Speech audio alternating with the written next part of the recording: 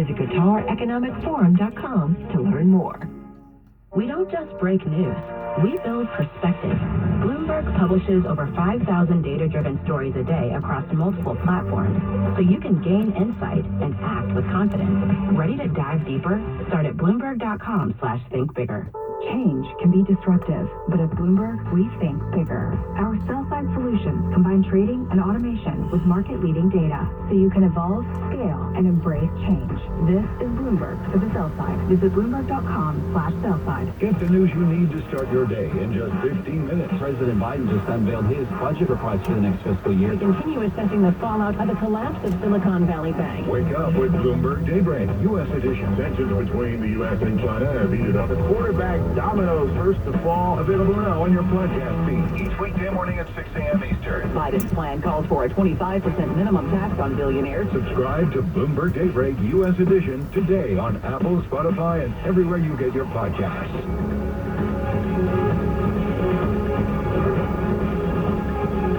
This is Wall Street Week. I'm David Weston. It has been quite a week in the markets, and particularly triggered by some crises in several banks. But now it's time to take a step back and maybe think about broader consequences of what we have seen this week. And to help us do that, we're welcoming now Zanny Minton-Betos. She is editor-in-chief of The Economist. So, Zanny, welcome back. It's great to have you here. Thank you for having me. It's great to be back here. So you were covering the 2008-2009 great financial crisis.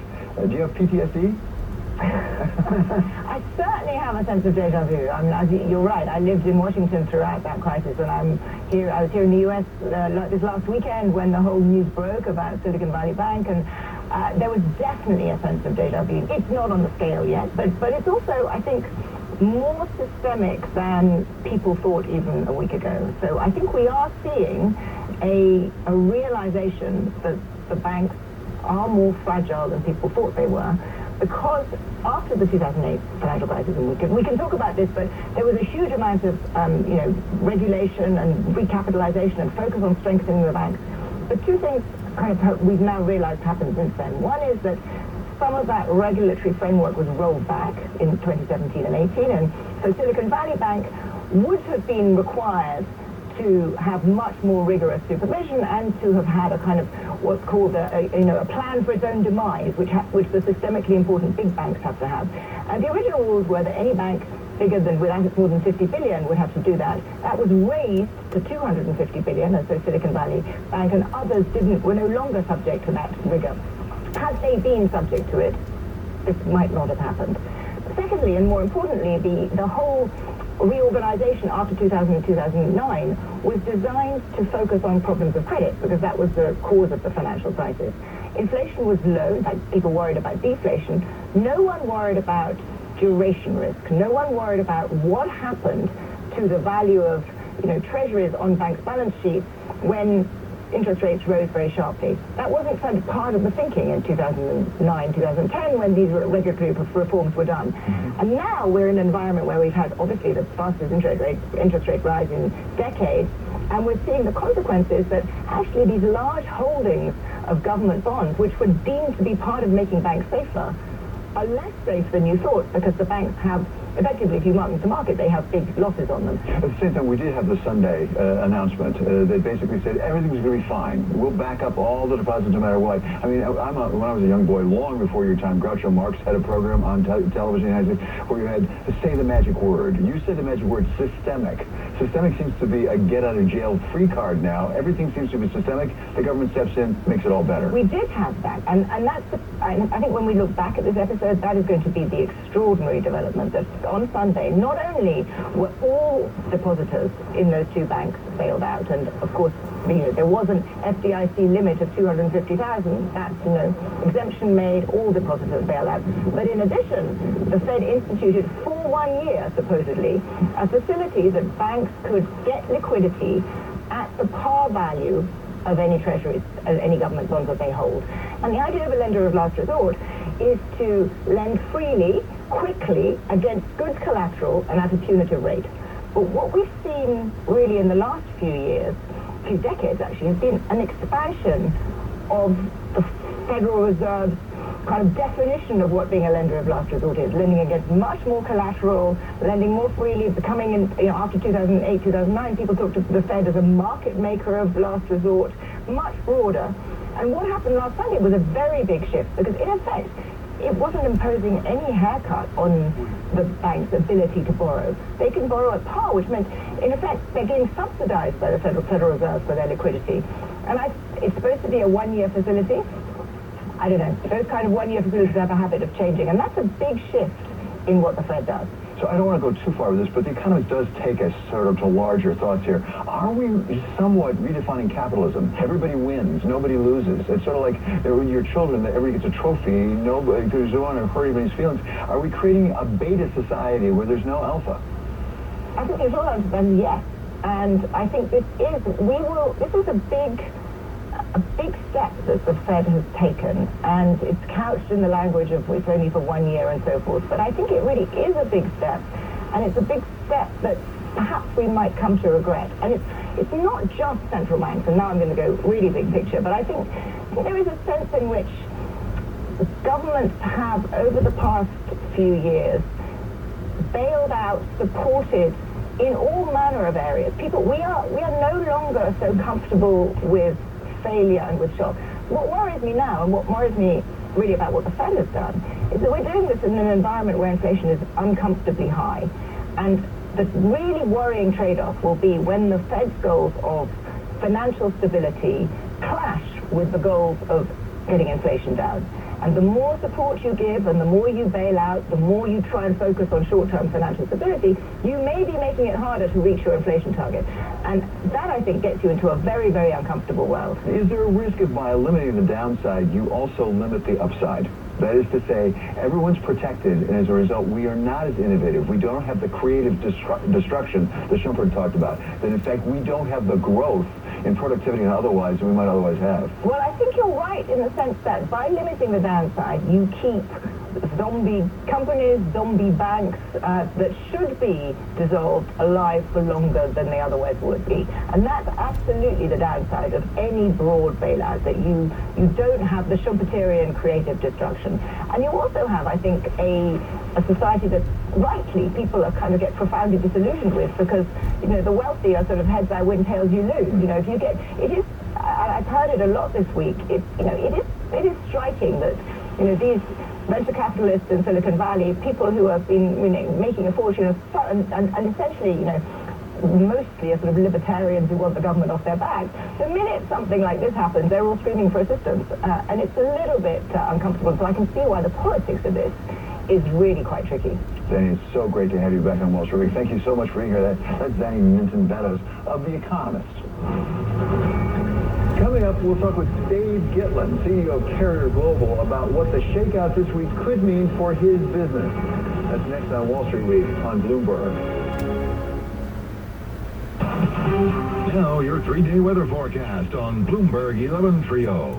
Through today, mostly cloudy and breezy with a few scattered showers passing through. The overnight low temperature 35 to 40. And we're breezy, dry, and kind of mild on Saturday as we jump back up into the mid-50s with a mix of clouds and sun. Then turning colder, clear skies around 30 on Saturday night. Sunday, mostly sunny, low 40s. And on Monday, partly to mostly sunny in the upper 40s. This is Gary Best with your 3-day weather forecast on Bloomberg 1130.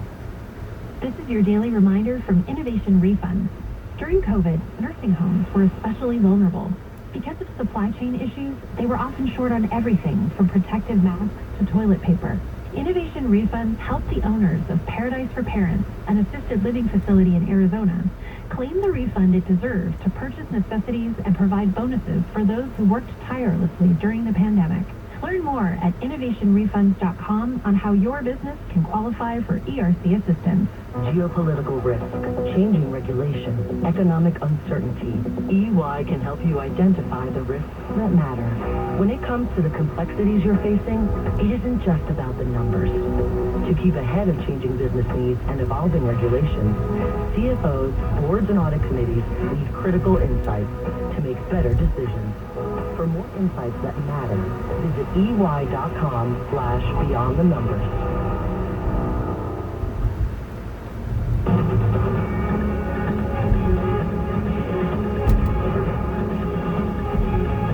This is Wall Street Street. I'm David Weston. Welcome now, Dave Glen. He's Chairman and CEO of Carrier Global Corporation, and he joins us now. Thank you so much for being here with us on Wall Street Week. So we've had a busy week in the markets. A lot has gone on, triggered really by the sort of banking crisis started with Silicon Valley Bank. I wonder for you, who runs a company that actually makes things, sells things in the real world, what effect does it have on you? Well, first, the good news is that we have no material exposure to the regional banks. The banks involved, particularly the more broadly, the regional banks, so we're protected there. Our relationships are with the bulge bracket banks. So rates are lower, but do you see any tightening of credit? Do you see any reluctance to extend credit at this point? Is that picking up at all? Or do you have to anticipate that possibility? We have to anticipate that possibility. We haven't seen that yet, but rates coming down is overall a positive thing for our market because, we look at some of the rates going up has had a dulling effect on the new housing market, so we should see some benefit in housing as rates start to come down. And our larger customers on the property side, as rates come down, that'll be a positive thing for commercial construction as well. We have the Federal Reserve meeting next week, and there's a lot of debate about what they're likely to do. Talk about the other side of this equation. We're seeing the situation with the banks, a real need to support them. At the same time, we do have inflation. We're still getting inflation numbers on. How does that affect Carrier's business? Well, if you're a company that has the ability to raise price and keep price, but also reduce costs, that spread can be very beneficial. So we look over the last 18 months, in many of our businesses, we've raised price 6 times. So we've been coming off very significant price increases. We raised price over $1.5 billion last year on a base of $20 billion. So we realized last year over 7.5% of price increases. While we have been experiencing inflation, we look at this year, inflation's not over. We came out with new price increases in January to kind of keep pace with the inflationary pressures that we see. But at the same time, we will be brutally tenacious on taking costs out of the business. We reduced G&A from 9% to 7%. We're going very aggressively after working with our supply chain partners to really partner with suppliers that want to be on the journey with us to take costs out. We're going back after the basics of getting productivity in our factories. So maintain increased price as appropriate and then aggressively reduce costs. Are you facing much pressure on the labor side? We are. It's mostly acute in the United States. We don't have as many, we have about 55,000 people. 80% of them are outside the United States. And most of the labor pressures we see still are in the United States. But we're starting to see some loosening there. Where are the customers right now? Maybe where are they moving to? How is your business changing? We look both geographically and by vertically. Geographically, it does look like slower growth in the United States and Europe. But I will tell you, I was just in Saudi last week. The opportunity for infrastructure spend in Saudi Arabia is tremendous. It's a once-in-a-generation opportunity. We met with the PIF that has more than $700 billion that they're investing.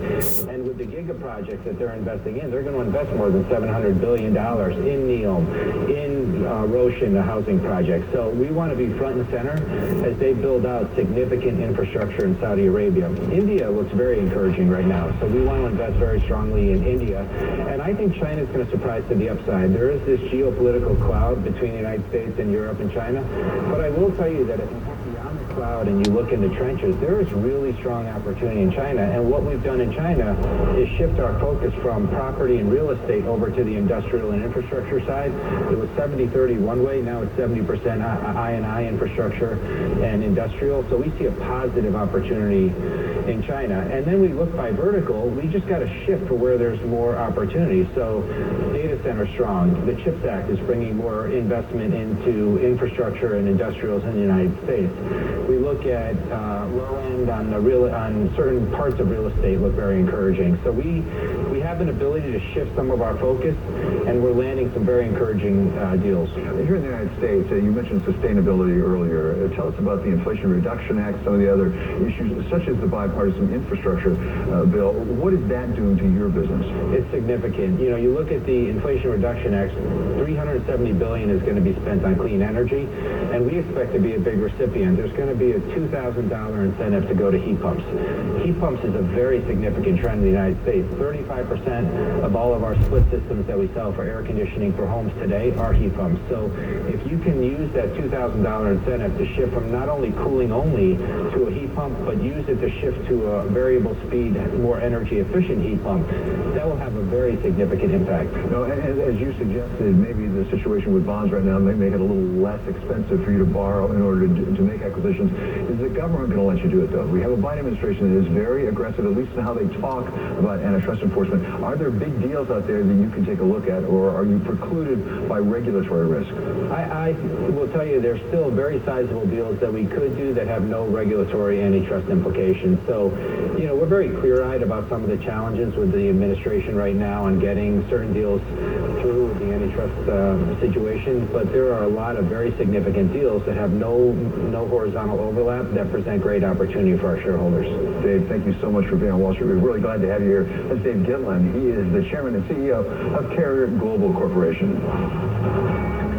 Coming up, they say that credit sees the cracks before equity knows what's going on. We talk with Joshua Friedman of Canyon Valley Partners about where we should be looking for the next one. That's next on Wall Street Week on Bloomberg. Bloomberg Radio, on demand and in your podcast feed. On the latest Sound On podcast, 20 years since the invasion of Iraq, I talked with Congressman Seth Moulton, who served 4 tours as a Marine, about how he rationalizes the justification of the war. I think it's important to understand that when this war kicked off, I wasn't necessarily opposed to it. I didn't know. I mean, I had been in training throughout all the debates of 2002. I didn't see, Colin Powell's speech at the UN. Frankly, when we got to Kuwait, I didn't think that Bush would invade. We took bets, all the lieutenants. And I said, oh, come on, he's not really going to do this. I lost that bet. I was in the first company of Marines into Baghdad. And at that time, the Iraqis actually did greet us with flowers. They were thrilled that we had kicked out this ruthless dictator, Saddam Hussein. But then, as more things unfolded, as the intelligence was revealed, that we didn't really know that there were weapons of mass destruction there, that we couldn't find them, that we had no plan for the occupation, this whole story unraveled. And then I was very critical, openly critical even, of the war and how it was being carried out. Were those conversations happening in the field? Yeah. You guys saying, hey, what's going on here? They were. I mean, one of the hardest questions I've ever gotten in my life from, grade 18-year-old Americans looking up at me, at their 24-year-old platoon commander, saying, sir, why are we here? Or when they know that they could lose their lives tonight, that's a hard question to answer. Hear the full conversation on the latest edition of the Bloomberg Sound On podcast. Subscribe on Apple, Spotify, and anywhere else you get your podcasts. Plus, listen anytime on the Bloomberg Business app and Bloomberg.com.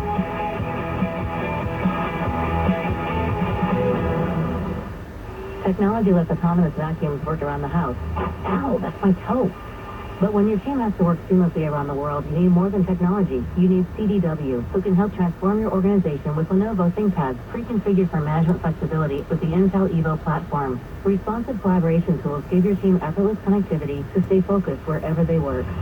That's it. Go to your charging station. Lenovo makes seamless productivity possible. CDW makes it powerful. Learn more at cdw.com/Lenovo Client.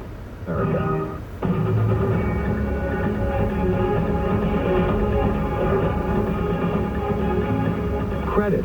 It's what makes the business world go round, and it looks like there may be less of it for a while, with the Federal Reserve chasing after inflation numbers no one could love, as Steve Pagliuca told Bloomberg Surveillance. It certainly will not be the easy money. That doesn't include venture capital. That includes the entire corporate world. Interest rates are up. Banks are concerned about their spread and yields.